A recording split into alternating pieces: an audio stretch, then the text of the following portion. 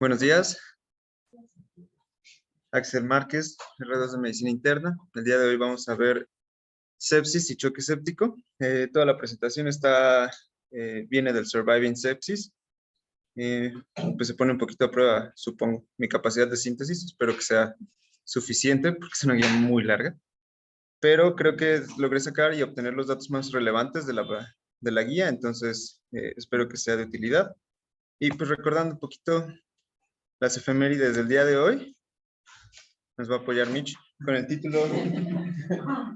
No es cierto. El 25 de agosto de 1984 fallece uno de los literatos más importantes que ha visto Estados Unidos, Truman Capote, quien se distinguió entre otros de sus títulos con In Cold Blood y Desayuno en Tiffany's.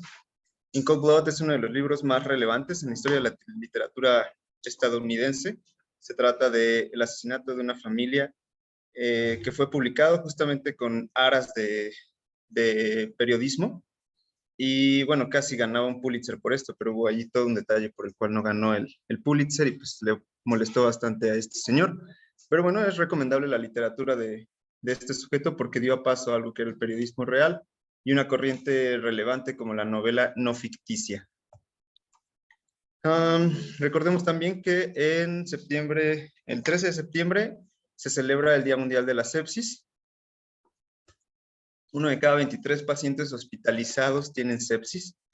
Cada 4 segundos muere una persona por sepsis. Entonces, mientras estamos aquí charlando, es probable que algo esté sucediendo allá afuera, ¿no? Se trata dentro de las primeras 4 horas. La posibilidad de supervivencia es superior al 50%. Y después de, permítanme un segundo, después de las 12 horas, la supervivencia es por debajo del 15%. La sepsis, pues como sabemos, es una entidad conocida también como una emergencia. Ahora, uno de cada 10 pacientes que logramos decir en nuestra entrega que está fine, pues no está tan fine y está pasando por un proceso de sepsis. Para adentrarnos dentro de esta plática, importante recordar lo que dice sepsis 3 respecto a las definiciones de sepsis. Entonces, sepsis es toda disfunción orgánica que amenaza la vida causada por una infección. Choque séptico como tal son anomalías circulatorias y celulares metabólicas inducidas por un proceso de sepsis, lo suficientemente grave como para aumentar la mortalidad. A ello, aunado una hipotensión que requiere el uso de vasopresores para alcanzar TEAs medias arteriales de mayores a 65 milímetros de mercurio y que presente un lactato mayor a 2 a pesar de la reanimación hídrica adecuada. Término reacción inflamatoria sistémica ya no se usa, sin embargo, se define como 2 o más de los siguientes, como una temperatura mayor a 38 grados o menor a 36 grados centígrados, una frecuencia cardíaca mayor a 90 latidos por minuto, una frecuencia respiratoria mayor a 20 respiraciones por minuto, o una presión arterial de CO2 menor a 32 y con un proceso de leucocitosis o de leucopenia dada por 12.000 o menor a 4.000 leucos, o con un 10% de bandas. Signos típicos que podemos ver en la sepsis, pues una hipotensión menor a 90 milímetros de mercurio o una caída más allá de 40 milímetros de mercurio, taquicardia, oliguria, definido como menos de 0.5 en la uresis kilo-hora, alteraciones en el estado mental, acidosis metabólica, más o menos la elevación del lactato. Ahora, para hacer un poquito más amena la charla, pues traté de poner como los datos de manera sintetizada, no los recorté y los pegué como tal, los transcribí y los puse de manera que podamos estar revisando un poquito de todo y pudiendo comentar sobre todo las situaciones que se encuentran en nuestro hospital. Entonces, ¿qué podemos esperar de esta guía? Es lo que vamos a ver. Vamos a ver un poquito el tamizaje diagnóstico, el tratamiento con control de infecciones, reanimación y otras medidas, y los mensajes que puedes llevar a tu casa o a tu guardia. Entonces, ¿qué esperamos de esta guía? Pues como tal, lo que dice, ¿no? Es una guía, no un protocolo. Es una actualización de la guía previa, no una introducción a lo que es sepsis. Es una revisión superficial, no es una explicación comprensiva. Y 90% de la guía trae los estatutos anteriores con un 10% de cambios en ella. se marca dentro de la guía, pero las situaciones que llegaron a cambiar con respecto a la del 2016.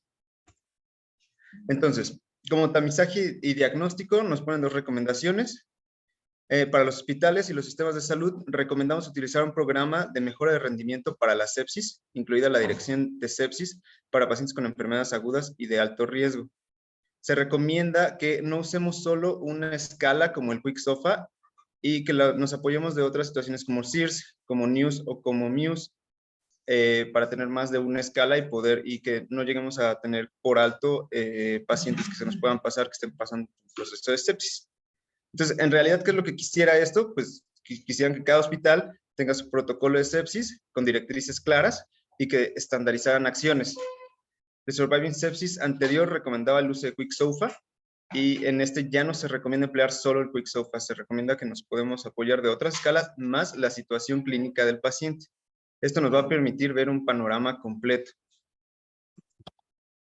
Entonces, algunas otras recomendaciones nos dicen que para adultos con sospecha de sepsis o choque séptico, recomendamos reevaluar continuamente y buscar diagnósticos alternativos y suspender los tratamientos antimicrobianos empíricos si se demuestra o se sospecha fuertemente una causa alternativa de la sepsis.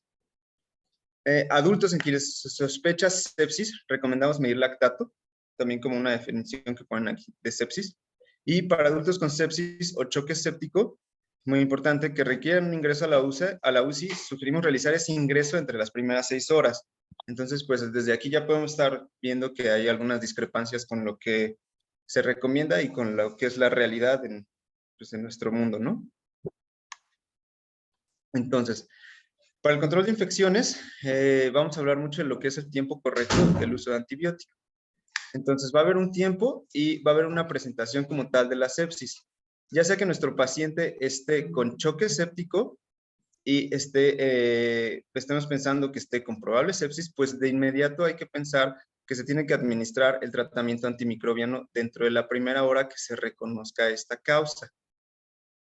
Es importante que se administre de manera inmediata y, por ejemplo, si nuestro paciente estuviera ausente, nada más estuviera con un proceso séptico, o pensáramos que la sepsis es nada más de manera probable, se tiene que hacer, pues debería estandarizarse una evaluación rápida para saber si se va o no a seguir por el mismo rubro del tratamiento antimicrobiano o si estamos pensando en otra causa. Tenemos que realizar esto dentro de las 3 primeras horas, si este fuera el caso de que nuestro paciente estuviera pasando por un proceso séptico. Ahora, aquí la guía en varias de las situaciones que nos pone llega a ser muy ambigua. Supongo que lo es para no caer con discrepancias, sobre todo por las diferentes situaciones que pudiese haber dentro de,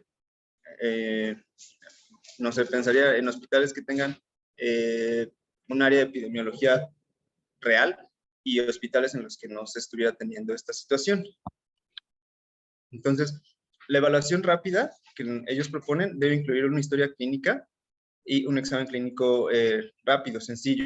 Pruebas para llegar a las causas tanto infecciosas como no infecciosas de enfermedades agudas y dar un tratamiento inmediato para esas afecciones agudas. Esto, siempre que sea posible, se debe lograr dentro de las 3 horas posteriores a la presentación o a de que el paciente llegue al servicio de urgencias y se debe administrar una terapia antimicrobiana oportuna si se cree que la probabilidad de sepsis sea alta. Entonces, pues nos ponemos a pensar, ¿está haciendo la guía específica respecto a qué es lo que se está haciendo con el paciente o respecto a lo que se tiene que hacer? Porque puede ser que en un hospital ellos tengan la idea de que para empezar el protocolo de sepsis, pues te pidan, no sé, el hemograma y lactato, ¿no? Y puede ser que en otro hospital te estén pidiendo que policultives al paciente. Entonces, yo pensaría que la guía es bastante abierta en este tipo de situaciones respecto a cómo se va a abordar el proceso del paciente con sepsis. Entonces, se es muy puntual en los tiempos como tal dentro de la guía, las definiciones que tiene por realizar cosas dentro de la primera hora o realizarlas dentro de las primera hora, las 3 horas, pero no te ayudan mucho con las acciones que uno debe realizar. No te especifican justamente por el proceso de que es una guía, no un protocolo, no te dicen claramente qué sería el mejor approach para la situación del paciente con sepsis. Sin embargo, sí te hablan de otras cosas como la procalcitonina, ¿no? Entonces, recordemos, ya se habló anteriormente de la procalcitonina, que esta es una prohormona, la cual tiene la característica de medir de manera objetiva y evaluar un indicador de un proceso biológico normal, patógeno o, en este caso, una respuesta farmacológica. Dentro del manejo de la sepsis es más razonable emplear los biomarcadores como un factor para determinar el tiempo en el que vamos a dar la terapia antimicrobiana que para empezar a dar el tratamiento. Entonces, recordemos, ya se habló de esto con anterioridad, que la procalcitonina nos va a ayudar a guiar nuestro escalamiento de la terapia antimicrobiana y no nos va a ayudar a iniciarla. La recomendación que ellos dan es que para los adultos con sospecha de sepsis o choque séptico, sugerimos no usar la procalcitonina más la evaluación clínica para decidir cuándo comenzar con los tratamientos antimicrobianos, en comparación solo con la evaluación clínica. Dentro de este mismo control de infecciones, es muy importante la elección del antibiótico. Una vez más, la guía, otra vez supongo porque pues piensa en la situación estando tanto de países en vías de desarrollo como en países ya desarrollados, no comentan cuál es el antibiótico que debes usar. Nada más te van a decir bajo qué situaciones de sospecha vas a dar los antibióticos que en el caso que existan en tu hospital, pues los vas a dirigir contra el antimicrobiano del cual se está sospechando. Entonces, ellos recomiendan que para adultos con sepsis o choque séptico, con alto riesgo de MRSA, recomiendan el uso de antimicrobianos empíricos con cobertura para este mismo, en lugar de un uso de antimicrobianos que no tengan cobertura para este. Solo si tuviéramos los factores de riesgo que están aquí del lado izquierdo. También comentan que para adultos con sepsis o choque séptico con riesgo bajo, sugieren no usar los antimicrobianos para MRSA. Entonces, esos factores de riesgo, ¿cuáles van a ser? Que el paciente presente una colonización o una infección previa con MRSA, que haya un uso reciente de antibióticos IV, y definen reciente como menos de 3 meses, que el paciente haya presentado dentro de su historia clínica infección de tejidos blandos de manera recurrente o heridas crónicas, que tenga dispositivos invasivos de tipo vascular, que el paciente esté en hemodiálisis y que haya tenido hospitalizaciones recientes. También definen como la severidad de la enfermedad. Esto es importante porque se entiende como una situación en la cual el paciente tenga severidad de la enfermedad para un foco de MRSA, ¿no? No es lo mismo que el paciente llegue con una pielonefritis grave, en la cual pues, no es probable o no es tan probable que lleguemos a tener este patógeno, a diferencia de que llegue por una neumonía una neumonía intrahospitalaria, en la cual sí pudiésemos tener esta alta prevalencia MRSA, ¿no? O sea, no es lo mismo que sea por neumonía a tejidos blandos, o que sea, neumonía a tejidos blandos o por pielonefritis. También nos comentan sobre la elección de antibióticos multidrogoresistentes. Entonces, misma situación, adultos sepsis, choque, y un alto riesgo de organismos multidrogoresistentes sugieren el uso de 2 antimicrobianos con cobertura gram negativa para el tratamiento empírico sobre un solo agente gram negativo. En caso de que sea la misma situación, pero con un riesgo bajo, sugieren no usar 2 agentes en comparación a un solo agente. Entonces, ¿cuáles son los factores que puede tener mi paciente para que yo pueda justificar el uso de 2 antimicrobianos con cobertura gram negativa? Sería colonización o infección previa con alguno de estos organismos multidrogoresistentes. Muy importante, pues aquí nos ponen a pensar un poco respecto, no sé, situaciones de nuestro hospital, prevalencia local. ¿Qué está haciendo el comité de epidemiología? ¿No? ¿Qué está haciendo el comité de epidemiología en mi hospital para que yo pueda decir uso o no uso estos tratamientos antimicrobianos? ¿Están cumpliendo con su labor para que nosotros podamos ofertar un mejor tratamiento a los pacientes que ingresan? ¿Están dando el porcentaje de la prevalencia de las cepas que hay en el piso en el que estoy trabajando? Pues, de todas maneras, se haga o no se haga, la ITSAR da algunas recomendaciones. En caso de que se hiciera, ellos comentan que si hay una prevalencia mayor al 20% de los patógenos multidrogoresistentes, sería un marcador importante para que tú pudieses dar este tratamiento antimicrobiano, ¿no? Y bueno, poniéndonos un poco menos incendiarios, situaciones como infección adquirida en el hospital, uso de antibióticos de amplio espectro en los últimos 90 días, viajar a zonas endémicas en los últimos 90 días, pues aquí pudiésemos pensar que nosotros somos una zona endémica, o hospitalizaciones previas en los últimos 90 días. Dentro de la guía no mencionan los tipos de antibióticos. Yo, como agregado al final de la presentación de la guía, hago recomendaciones de los tratamientos antimicrobianos que pudiésemos emplear, los reales y pues unos que no caben tanto en nuestra realidad. Ahora, muy importante, elección de antifúngicos, ¿no? Misma situación, paciente adulto con sepsis o choque séptico con alto riesgo de infección por hongos. Sugerimos el uso de una terapia empírica en lugar de no emplearla. Ah, la misma situación, pacientes con choque o sepsis con bajo riesgo de infecciones por hongos, sugerimos no emplearla. Ellos que tienen definido como un alto riesgo por infección a hongos, nos ponen algunos cuadros, de hecho creo que son dos, en los cuales vienen algunas infecciones por hongos un poco más tropicales, pero esta pudiese ser como la que nosotros pudiésemos presentar día a día, ¿no? Entonces, ellos dicen que se puede emplear este tratamiento en el caso de que tuvieras un ensayo con beta de glucano, que tuvieras un paciente con neutropenia, inmunosupresión, que le haya sacado un Apache alto, que haya tenido una estancia prolongada en la UCI, o personas que se inyecten drogas, entre otro tipo de situaciones. Ahora, esto no quiere decir que si tú tienes un paciente de, no sé, con neutropenia, le vas a iniciar luego, ¿no? O sea, también debes tener ese juicio clínico de decir, ¿cuántas de estas situaciones está presentando mi paciente como para que yo pudiera justificar el uso de un antifúngico? Y son muy claros, ¿no? Bueno, no son tan claros porque eso es un poco más de la letra chica dentro de la guía. Entonces, ponen un ejemplo, ¿no? Neutropenia en un paciente febril que falla en disminuir, o ellos usan el término defervecer, no existe eso en español, pero de todas formas disminuir la fiebre en 4 a 7 días con un uso de antibióticos de amplio espectro. Aquí pudiese ser que puedas emplear este tipo de tratamientos antifúngicos. Y la decisión de indicar el tratamiento empírico va a depender justamente del tipo y número de factores de riesgo, más las infecciones fúngicas reportadas de manera local por tu servicio de epidemiología en el hospital. Entonces, aquí pues también llegamos a ver, ¿no? Esto no corresponde mucho con, ejemplo, el manual de hematología, ¿no? Ahora, también se ha visto que este es uno de los ensayos aleatorizados clínicos más relevantes en los cuales pues la pregunta era si la terapia antimicótica empírica aumentaría la supervivencia libre de infección fúngica en el día 28 en pacientes críticos no neutropénicos con sepsis, que también hiciera cambios en la colonización múltiple con cándida e insuficiencia multiorgánica expuestos a antibacterianos de amplio espectro. Entonces, gracias a este ensayo, la guía hace el comentario de que en realidad no hay una diferencia en que estés usando los antifúngicos a que sí se estén usando. Este resultado se dio entre pacientes que recibieron micafungina y los que recibieron un placebo. Ahora bien, ¿qué nos dice la guía respecto a los antivirales? Como tal, ellos dicen que no hay ninguna recomendación sobre el uso de un agente antiviral en un paciente con sepsis.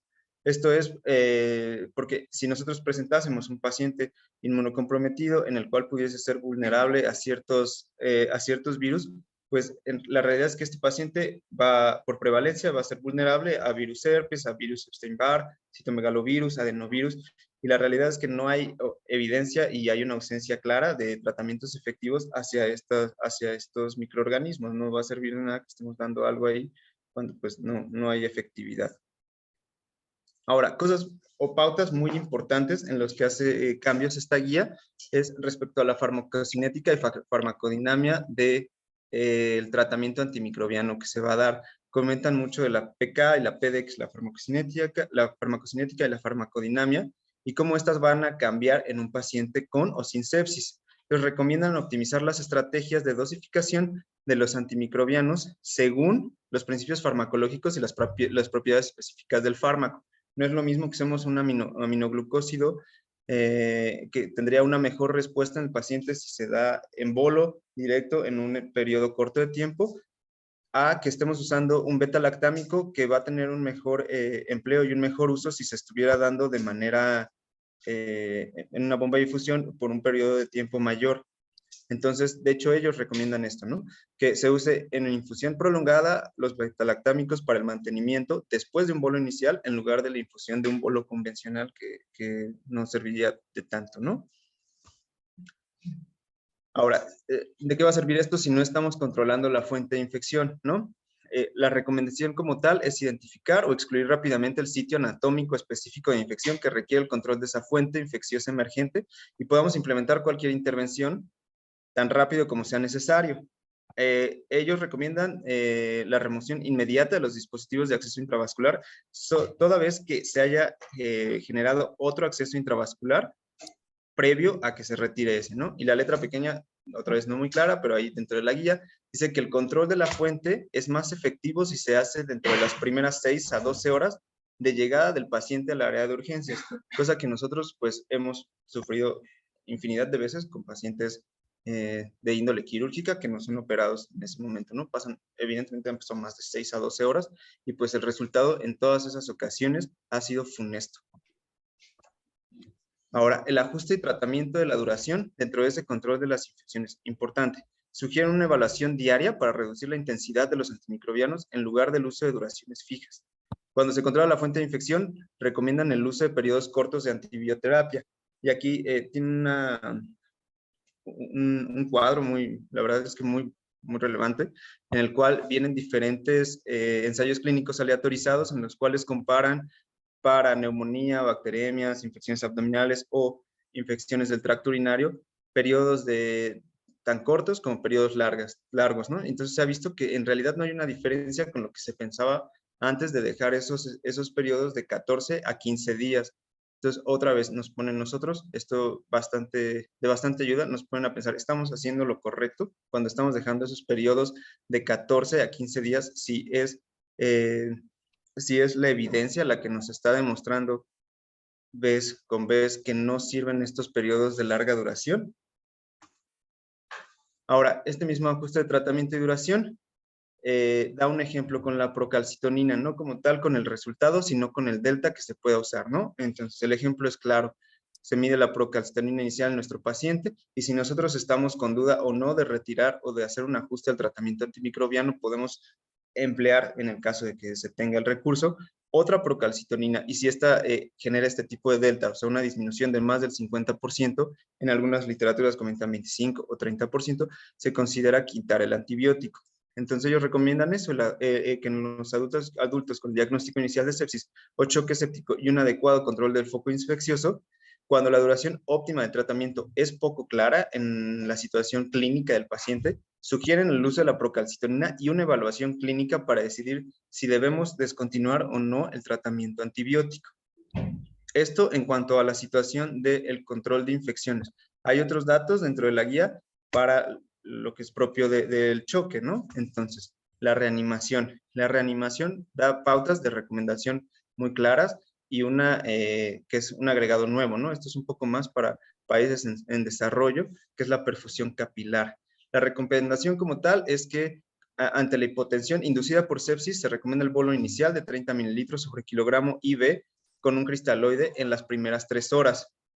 Recomiendan monitorizar con lactato y con perfusión capilar. La perfusión capilar vino de este ensayo clínico aleatorizado llamado el el choque Andrómeda, en la cual pues usan justamente la perfusión capilar como una pauta para monitorizar si se está sirviendo o no el tratamiento que se está empleando para reanimar. Entonces, también otra de las pautas que ellos recomiendan, el uso de albúmina en pacientes que han recibido grandes cantidades de cristaloides, se le está dando mucho líquido y ellos recomiendan el uso de albúmina cuando ya la reanimación está fuera del lugar por cantidad. ¿Existe un balance en ello? Bueno, pues ellos comentan que no hay una evidencia suficiente para hacer una recomendación sobre el uso de líquidos de manera restrictiva, o sea, lo que llegamos a ver de cómo se encharcan los pacientes, contra una manera liberal en las primeras 24 horas de la reanimación en pacientes con sepsis y choque séptico, que aún tienen signos de hipoperfusión y depresión del volumen después de la reanimación inicial. Entonces, pues aquí supongo que cae un poco más para el juicio clínico de cada persona en cuanto a la cantidad de líquidos que se va a emplear.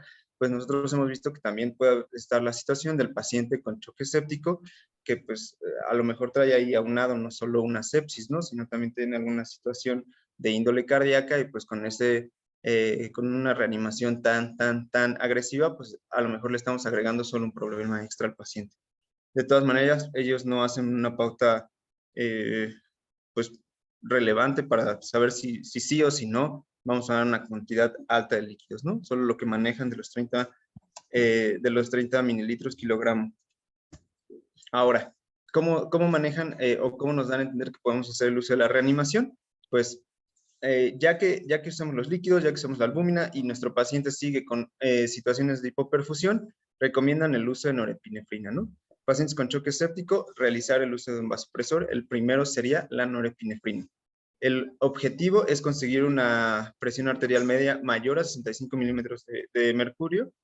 Y si, ponen otro ejemplo, si no tuviéramos un acceso, un catéter venoso central, pudiésemos emplear por un momento un acceso periférico, y si esta presión arterial media fuera inadecuada, aún usando la norepinefrina, pues ya empezaríamos a escalar, ¿no? Recordemos, norepinefrina, vasopresina, luego epinefrina, ¿no? Y si nuestro paciente estuviera aunado al choque séptico un componente de índole cardíaco, pues el empleo de dobutamina para no recorrer todas las otras aminas, ¿no? Recordando no sé, pudiera ser que el índice cardíaco estuviera menor a 2.2 o que tuviéramos una frecuencia cardíaca muy disminuida, a lo mejor pudiésemos pensar en el uso de dobutamina. Ahora, ellos recomiendan que previo al uso de la vasopresina, o sea, como el segundo vasopresor, recomiendan que se empiece hasta que se tenga una dosis de la norepinefrina de 0.25 a 0.5 microgramos kilogramo minuto, ¿no?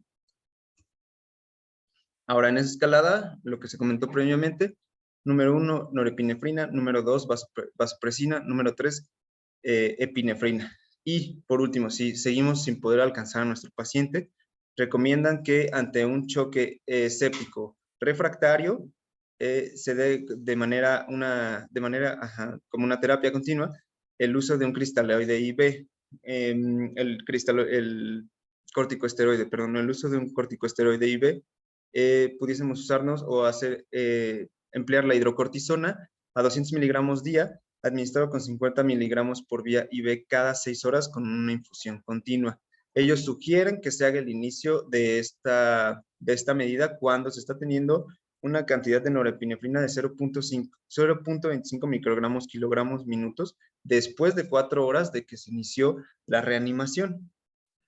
Pero la realidad, o lo que nosotros deberíamos pensar, ¿por qué estamos usando el corticosteroide? El corticosteroide es específico para este choque séptico de índole refractario.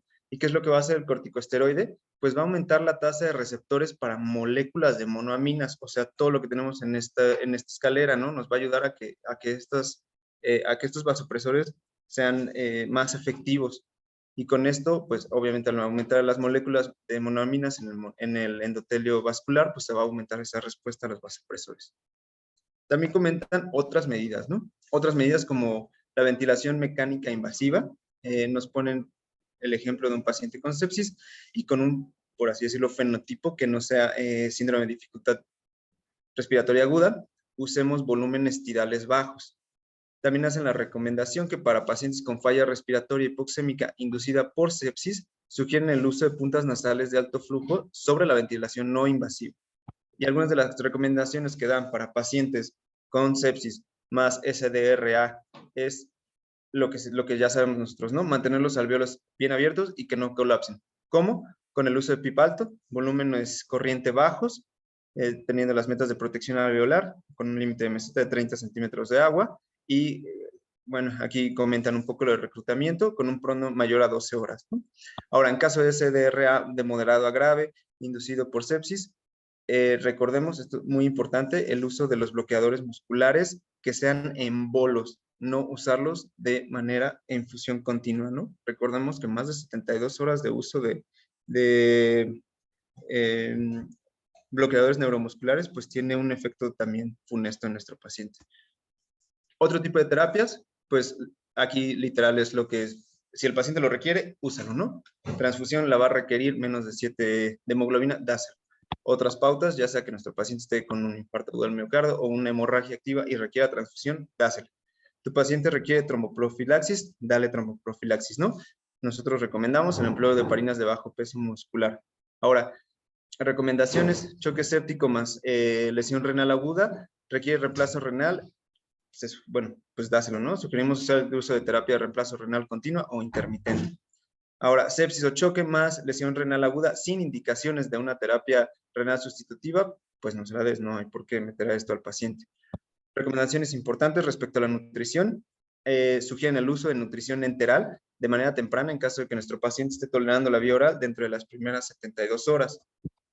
Cosas que no se recomienda: el uso de inmunoglobulinas, vitamina C y la terapia con bicarbonato, a menos, claro, que esté el paciente ante una situación de choque séptico severo y estemos presentando un pH menor a 7.2 con una lesión renal aguda, una KIN score 2 o 3, entonces en ese caso, pues sí se sugiere el uso de bicarbonato, siendo de por sí el pH menor a 7.2 ya una pauta para poder usar el bicarbonato. Entonces, de las 81 páginas de la guía, cosas que puedes usar tú en tu guardia o que sea importante recordar, pues que no dependa solo de una escala, no son escalas, son pacientes, son dinámicos. Usa tu juicio clínico y usa las escalas para que te puedan apoyar en las decisiones que vas a tomar. Solo como un apoyo, no te guíes solo en una situación de una escala. Recordemos que el tiempo en un paciente con sepsis es vida, entonces dentro de la primera a la tercera hora, evaluar e iniciar antibiótico-terapia. Si tienes la oportunidad de descartar alguna otra índole y sabes que es sepsis, pues dar ese tratamiento antimicrobiano dentro de la primera hora. Menos de 6 horas para ingresar a la UCI, si tu paciente está en choque séptico. De 6 a 12 horas para controlar una fuente de infección. Y recordemos que la procalcitonina ayuda a detener el uso de antibióticos, no para iniciarlos. 4. Elección de antimicrobianos empíricos de acuerdo a la clínica, riesgo y epidemiología local de tu hospital.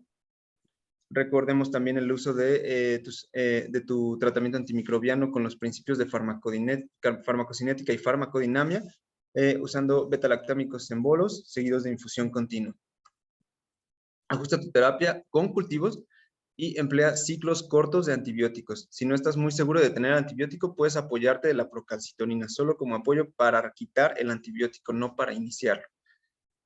Paciente con hipoperfusión, 30 mililitros kilogramo de cristaloides balanceados, Ringer lactato en bolos de 3 horas y siempre guiar la reanimación por perfusión capilar, lactato y en otro caso si se tienen medidas dinámicas de respuesta a volumen.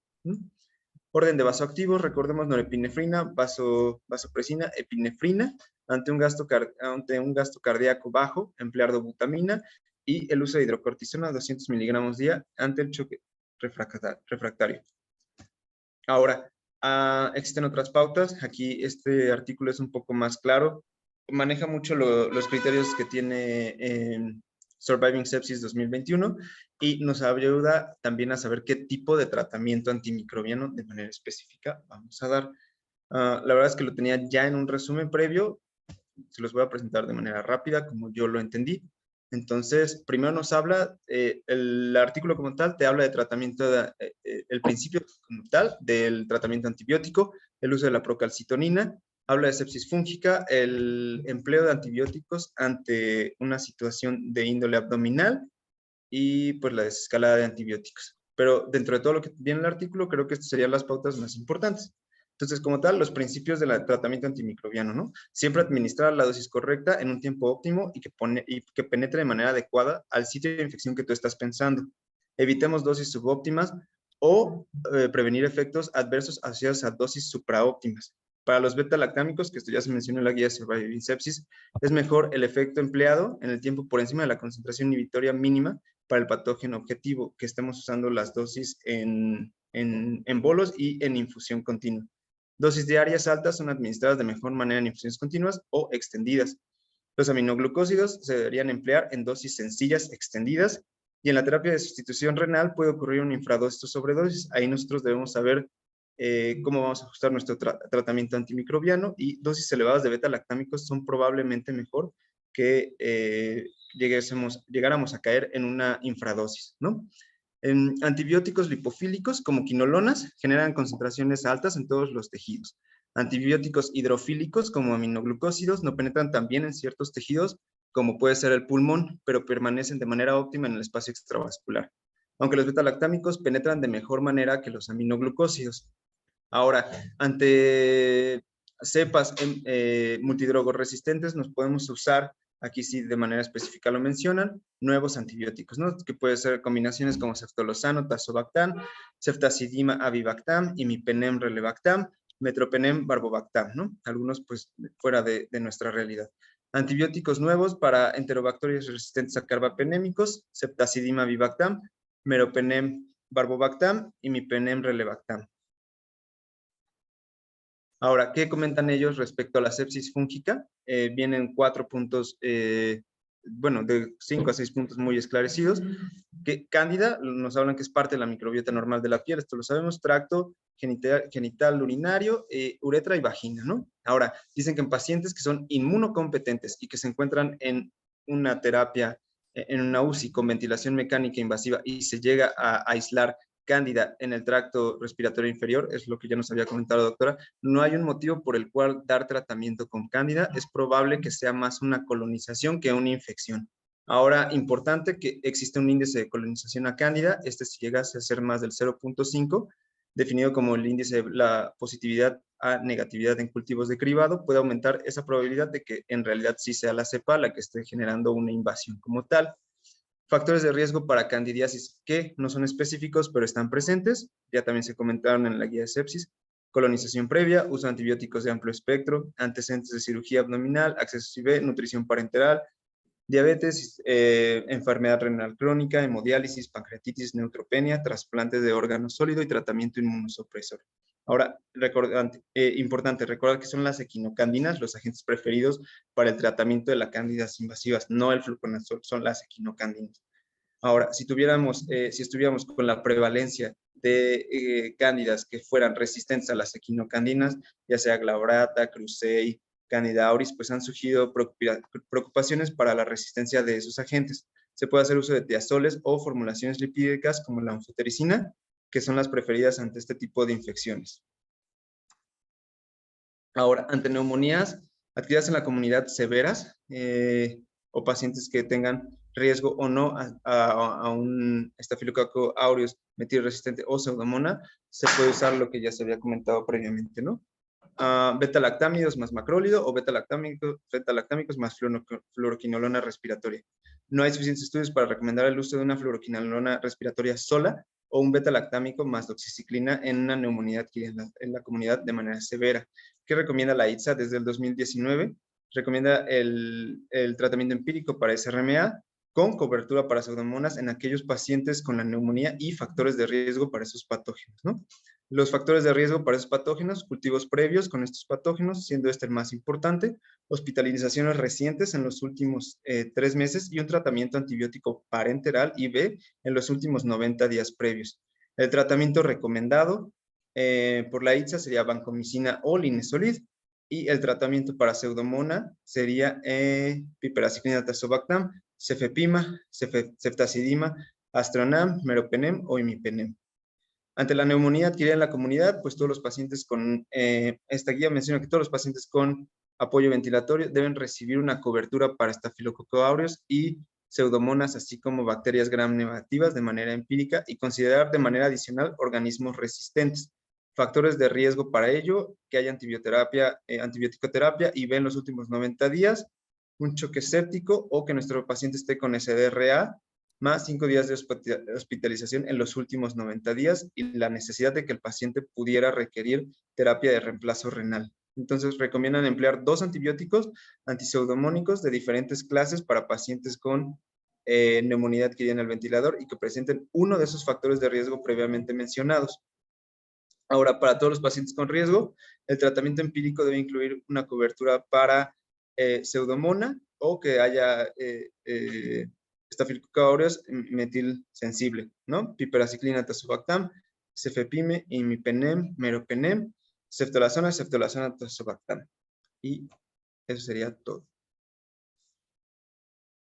Lo más importante aquí es que mucho el paciente cuál es su posible foco para el tratamiento antibiótico.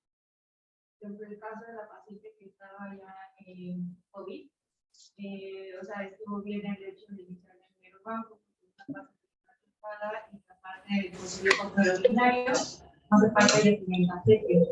Entonces, ahí dice que tomas cultivos, y una vez que tú tienes, por eso la importancia de los cultivos, porque cuando tú ves el GAM, te dices, bueno, le quito el abajo, pero te tuve que agregar acá, porque tenía lectura.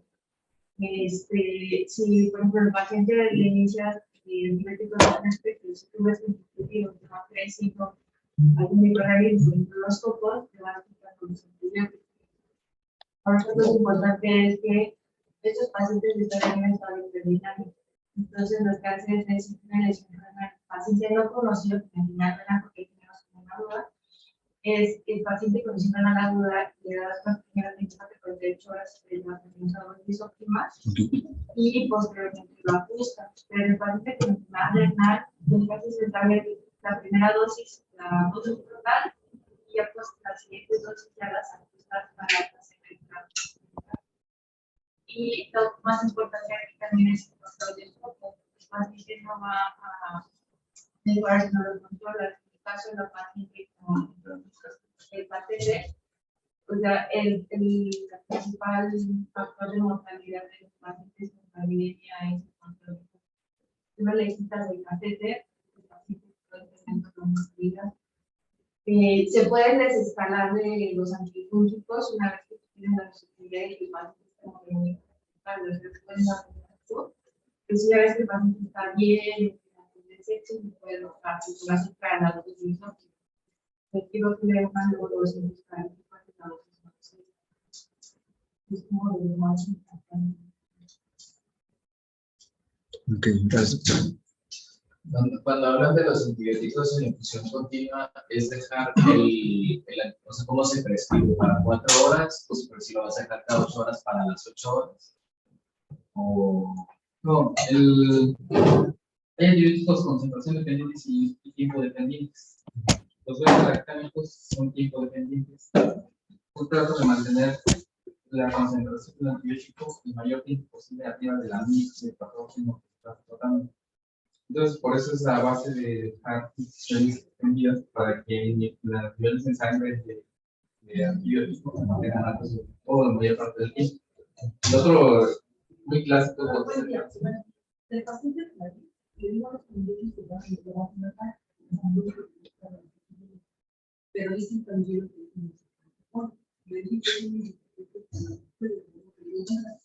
Sí. Sí, siempre lo bajan así, jefa.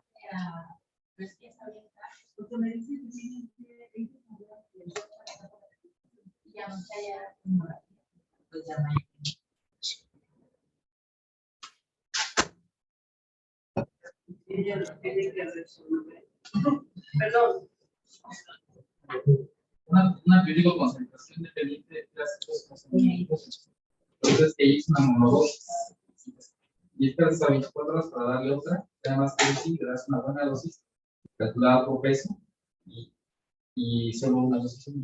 Y entonces, ¿cómo funciona el antibiótico beta-lactámico? Que es tiempo dependiente. Lo que tienes que hacer es primero llegar a un pico de concentración máxima y le das una carga. Entonces, por ejemplo, un paciente incluso renal crónico le da la dosis de carga habitual, por ejemplo, meropenem, le das 1 gramo que toca y lo das en 30 minutos o 1 hora. Con eso ya restableces la concentración máxima de sangre.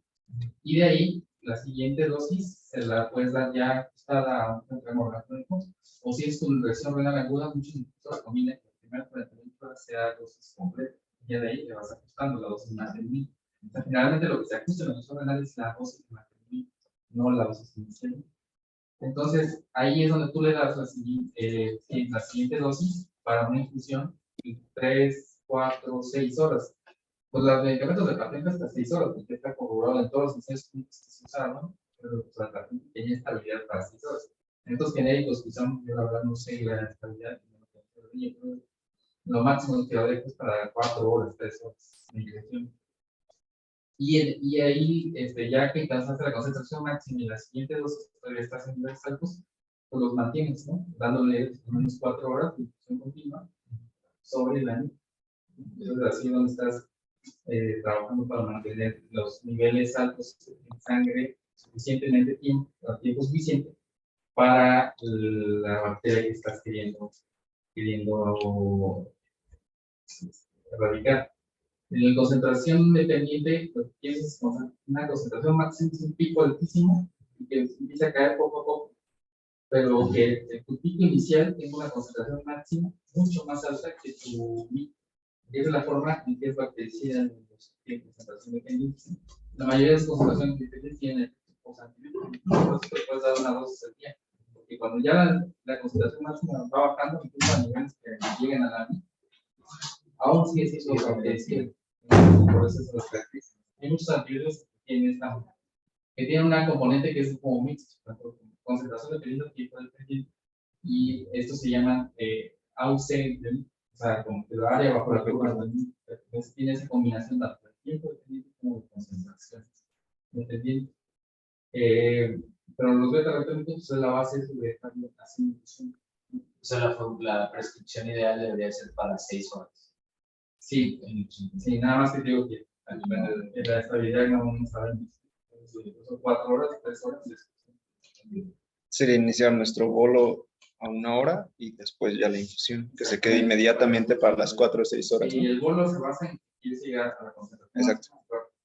Y por ejemplo, también lo de la hidrocortisona, o sea, porque muchas veces, personalmente a mí me causa un poco de conflicto que luego digan, o sea, lo único que tú tienes que hacer es cumplir los 200 miligramos en 24 horas, no importa cómo lo hagas. Pero creo que hay unos eso es estudios clínicos donde era infusión para 24 horas, era sostenido. Y de hecho, los estudios clínicos donde se originó esto, se da en choque séptico refractario a niñas de profesional, lo daban en infusión para 24 horas. Porque la realidad es que mucho lo dan en el polo. Ajá, ¿Cuál es la dosistopía de Norepinephrine? Aquí pues venía para, depende para qué, o sea, la dosistopía de Norepinephrine pues puede ser, ajá, o sea, si vas a hacer ya el cambio para la vasopresina, 0.25, inclusive la guía dice que puede ser 0.25 a 0.5, que ya es una cantidad de excesiva, ¿no? Incluso muchos que se han llegado hasta 1. No tienen muchísimo. Hay quien, por ejemplo, muchos intensivistas de Europa llegan a usar uno con dos dosis. Pero solo hasta 0.3 y combinada hasta 0.5. ¿Cómo? ¿Sí, no? Sola hasta 0.3 y combinada hasta 0.25. O sea, lo que dice ahí es que llega a 0.25 y ya pasa a otro. se puede iniciar desde el punto 2. Sí, lo puedes ir subiendo, pero según que el tope es 1. O sea, y luego ahí. Ahí se la ¿Y en qué momento te decides iniciar el hipnotrópico? La dopita, pues dice que como tal la guía menciona, en caso de que tu paciente esté con algún, o sea, que el choque sea de tipo cardíaco, ¿no? O sea, que tengamos un índice cardíaco menor a 2.2, una frecuencia cardíaca disminuida. No viene como tal una recomendación específica, por eso es otra de las causas.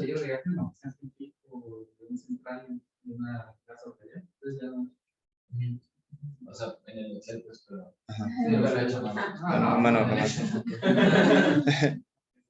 Cuando se trata de lo ponen la mano. Bueno, pues ahí se les puede ayudar esto, ¿no? Incluso por ahí se manejaba de manera práctica, es que si tu te encontraba chocado y tu saturación venal central está en menos de 70. De 70, ajá. Persistentemente, ya Sí, esa es otra de las formas. Antes, o sea, ya, documental seguramente tenía fallas de paciente.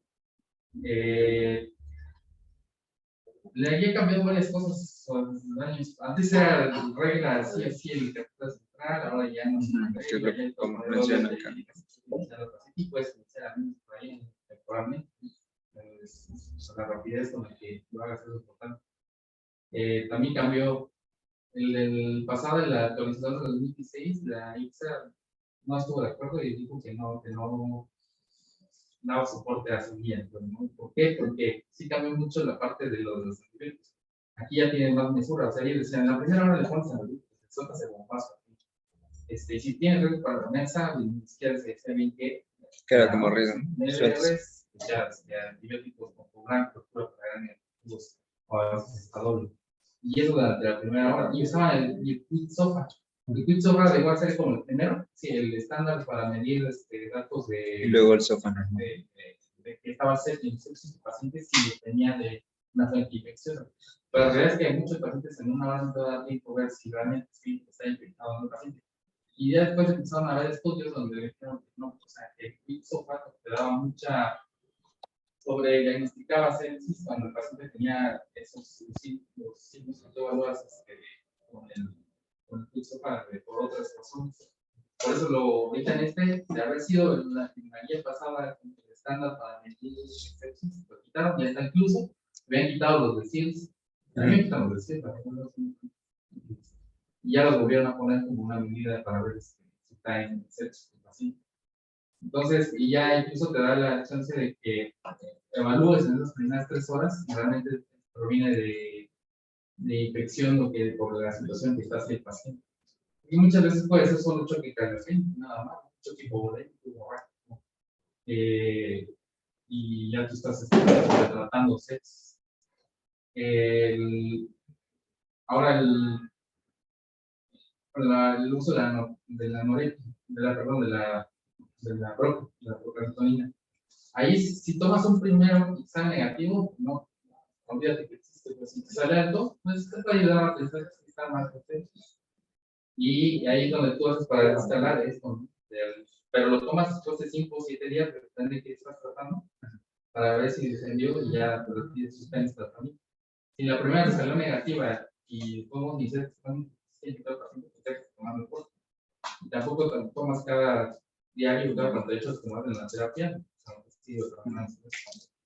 entonces es una inicial y una final de tratamiento, siempre cuando la inicial se estuvo elevada. ¿Hay terapia diaria? Sí, ya estamos gastando muchísimo. Pero entonces así ya en el terreno, un paciente, una mujer, 35 años con pielonefritis, ya llega con 90, 40 de TEA. Tomas una gasa y tiene lactato de 3.5. ¿Qué haces inmediatamente? Empieza reanimación y Pero das ¿cómo tratamiento de ¿cómo le antibiótico terapia. prescribes? Los 30 mililitros kilogramo inicial con el bolo. Pesa 70 kilos.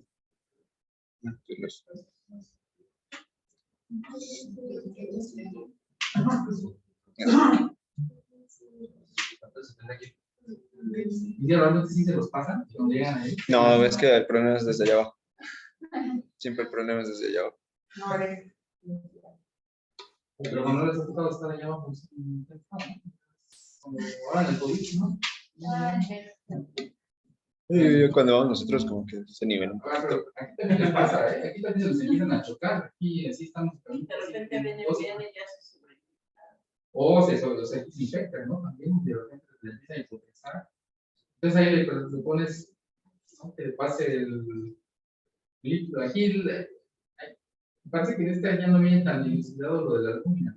Pero la albúmina. Comentan nada más que es la recomendación. Si vemos el uso de albúmina en pacientes que han recibido grandes cantidades de cristaloides, no dicen cuánto es para ellos grandes cantidades. Por ejemplo, el paciente enfermo renal crónico, el de insuficiencia cardíaca, o sea, si tú un falla cardíaca le pasas los 2 litros en 2 horas, no va a empezar a hacer problemas. Ahí lo que podrías hacer es poner la albúmina. La albúmina que tenemos aquí en visto, ¿cuál es?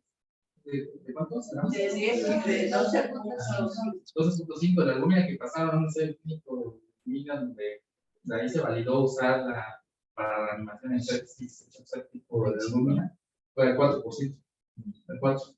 Entonces lo que pueden hacer es esa del 12% diluirla aproximadamente como en 500 mililitros y ya les queda como del 4 al 5%, y esa se la pasan. Ya no le pasan los 2000, le pasas eso y es como el equivalente a pasarle la carga. Ahí es donde se podría usar el papel de alumnas. La mejor solución para animar, pues lo único que tenemos aquí es armas, ¿no? Que son las soluciones balanceadas, es la que hacen la ayuda.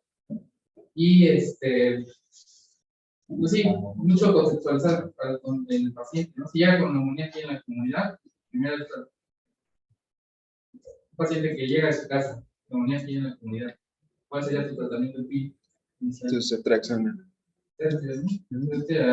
Leo, tal vez, al cambio de cariño. Si ya con pilometritis, ¿cuál sería tu tratamiento inicial? De la calle, pues. Ver si está el No sé. Yo creo que ahí tienes que ser un poco más objetivo. O sea, sí puede ser cierto, pero sí tienes que. Otra cosa importante, hablando de. Sé es lo que más consumimos y más bien energías, pero la verdad no es el mejor antibiótico con la mejor forma de administración. Si tú quieres dar un beta-lactámico que mantengas buenos niveles tiempo dependientes, es mejor cetotaxima en este caso, que se persona, y es exactamente el mismo espectro de acción. Entonces, si el paciente llega con una periodontitis y que por lo menos no tiene factores de riesgo, de factores un tumor no tiene algo, después de la cetotaxima IV, 2 gramos cada 8 horas. Si se dan cuenta, incluso cada 6 lo podría dar. La cantidad de tratamientos que estás, o el tiempo que estás administrando de antibióticos, es más corto el espacio que te dejas con esa persona. Y se vaccina la puede dejar en inclusión también, cosa que se te ¿no? Entonces es mejor para choque. Ahora paciente con sepsis dominante le van a dejar. Pues algo que Pero tenga. tiene, Ajá. otra cosa importante, si tiene riesgo alto para esa piel o tiene alto riesgo para riesgo, o igual el sepsis dominante. Carbapenémico. ¿Qué carbapenémico? Es, puedes dejar imipenem, huertapenem. Acá el paciente sí que tiene 30, 40 de TA. Imipenem o huertapenem. Pero dejas descubierto, ¿no? Pero no que cubrir todo mal, porque pues usted en su casa tiene sexo abdominal. Puede ser, o sea, sí está, pero esto tiene algún inconveniente. Que igual que sepsia, es una administración al día, no puedes darle una infusión. Entonces, para PK, fines de PK, PD es malo en ese aspecto. Y si incluso pues, si se ha visto en pacientes con choque séptico o por hipovolemia muy severa, cuando comparas heroína contra esta, les va a marcar. Entonces, igual en el mismo contexto, como decía, desde el paciente con candidemia, que no le suelta una candidemia, aclara la candidemia, el paciente está estable y le pones ya fluconazol si es susceptible. Pues lo mismo aquí, puedes iniciar con heroína, igual infusión, como se debe dar, y ya lo descarga después cuando esté estable para comenzar a reparar. Acuérdense que la correspondiente no cubre anaerobio, es una sepsis abdominal, le tienes que agregar una anaerobio. Los carbapenémicos todos cubren anaerobios, todos. No es necesario agregarles un poco de anaerobio. Eso también hace muy bueno. Y además, cuando voy a comentar, o sea, pues han salido algunos estudios donde ponen ahí los efectos de riesgo para nuestra. Pero la realidad es que también, yo la verdad lo puedo decir, así en mi experiencia aquí a forma muy indiana, yo no he visto choques sépticos reales por tapas. Tapas es muy insidioso la evolución del paciente que o sea, he visto más choques sépticos de septopiógenes que de tapas. La realidad es que no se sobretrata mucho. Porque aquí le vale la pena que se lo des, que se lo quites. O sea, Aurus quiere ser muy bien, muy fácil, que te lo reporten un objetivo de todo. En 48 horas. Entonces, si no, la discreción de quitarlo, si el paciente no tiene algo suficiente para el riesgo, ni siquiera lo pongo. Aparte que van, como es un antibiótico malo. La realidad es que es un antibiótico malo.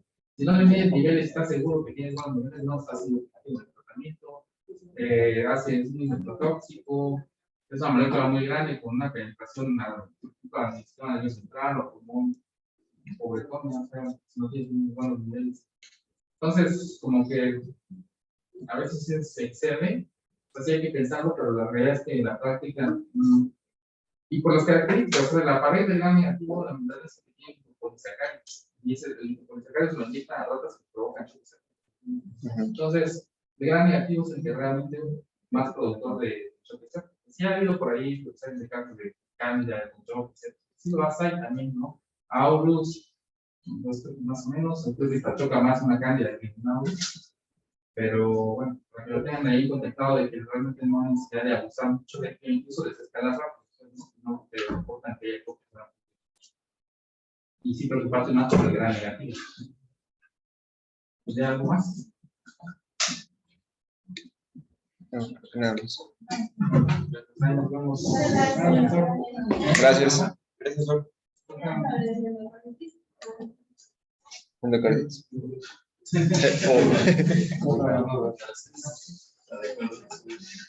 No, pero bien, aquí no. ¿Está de acuerdo? Ok,